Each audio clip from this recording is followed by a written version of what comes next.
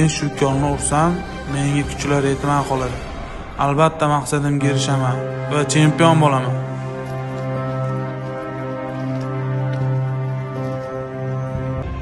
O'zboshimchalik bilan qilingan doping muolajasi sportchimizga qimmatga tushdi. Uning nojo'ya ta'siri butun umr nogiron bo'lishiga olib keldi.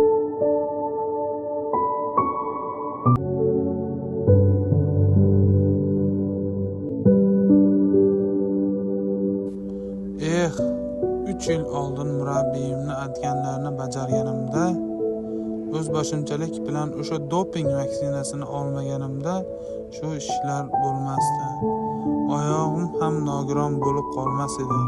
Men ham shu yutuqlarga erishib, jahon chempioni bo'lar edim. Eh, afsus.